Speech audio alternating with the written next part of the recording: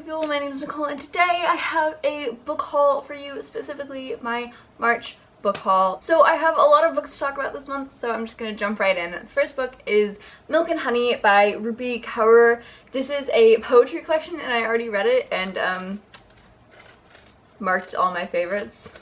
There are a ridiculous amount of tabs in here. It's a lot of feminist poetry. It's split into 4 sections: the hurting, the loving, the breaking, and the healing. Each of them go through sort of different feelings that are often associated with various stages of a relationship. The last one being really focused less on the relationship aspect and more on just sort of finding yourself kind of thing. Really good. I will talk about it more in my wrap-up. Next, I got Lady of Midnight by Cassandra Clare. This has been talked about so much over the past month or so on BookTube that I feel like there's not much left to say.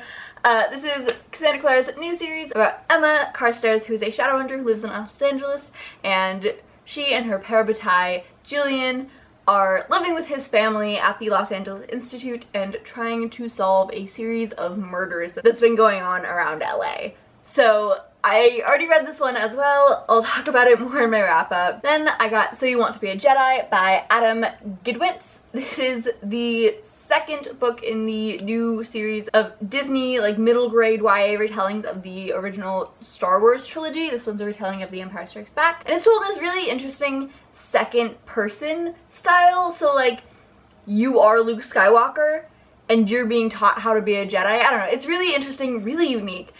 I already read this. I will talk about it more in my wrap-up. Then I got This Book Is Gay by James Dawson. This, I am so excited to read it. I flipped through it a little bit, but I have not had a chance to just sit down and read it all the way through. The introduction from David Levithan describes it sort of as a guidebook in a similar way that you would get a guidebook for when you're like traveling to a different country. But it looks amazing. It's all about being LGBT and I'm really excited to read it. Then I picked up Starflight by Melissa Landers, and this one is a sci-fi about a girl who has committed a crime and needs to escape to the outer rim of space. And unfortunately, the only way she can get there is by hitching a ride with her worst enemy, who, based on what I've heard, might just be a cute boy, and maybe they learn to not hate each other as much, I'm hoping? I don't know.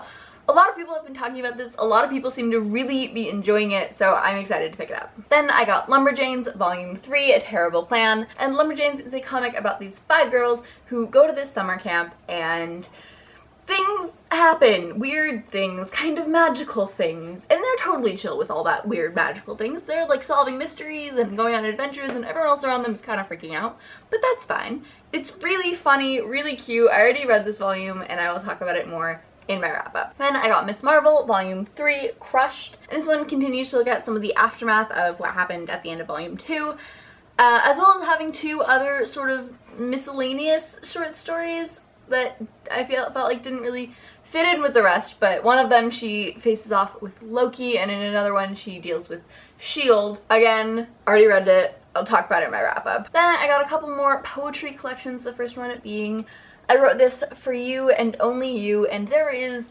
no author information. It just says, please find this. On the back it says, I need you to understand something. I wrote this for you. I wrote this for you and only you. Everyone else who reads it doesn't get it.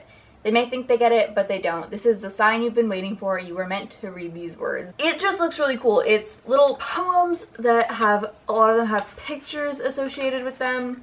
Some of them longer than others. And it's just a lot of letters to someone, poems to someone.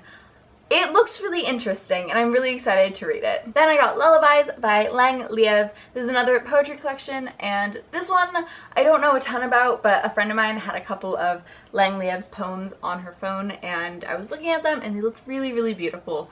So I decided to pick up their poetry collection, and so I'm really excited to read the rest of their work. And then the last poetry thing I got is For Teenage Girls with Wild Ambitions and Trembling Hearts by Clementine von Radix. This is actually just one poem that I found on Tumblr, and I loved it so much, and it's just sort of stayed in the back of my head for a while, and then I found the print edition of it at Barnes & Noble at one point and just had to pick it up. Then I got Tell Me Again How a Crush Should Feel by Sarah Farazan. This is the same author who wrote You Could Be Mine. This is about a girl who is Iranian American and she is relieved that she has gotten to the end of high school without having a crush on anyone because she is gay.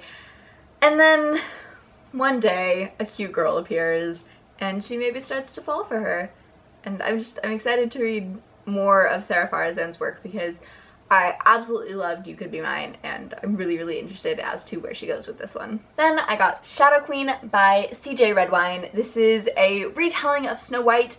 At one point I thought it was sort of focusing on the evil queen, but based on the description I read, I'm maybe not so sure. Honestly, all I need to know is that it's a dark retelling of Snow White, and I'm down. And then I got what may be one of my favorite books that I got this month, and that is A History of Notable Shadowhunters and Denzians of the Downworld, told in the language of flowers, written by Cassandra Clare, illustrated by Cassandra Jean. It's so pretty. It's so pretty, and it has all the flower cards that they've been posting online and little bio things about each of the characters in the Shadowhunters world. It's absolutely beautiful. So worth it. You can only get this on Topatico. They don't sell it in any bookstores. It's only online, only at that one site, but I highly recommend that you pick it up if you are a fan of Cassandra Clare, because it is absolutely gorgeous. Alright, so those are all the books I got this month. Let me know which one I should read next in the comments. I love you, and I will see you later. Bye!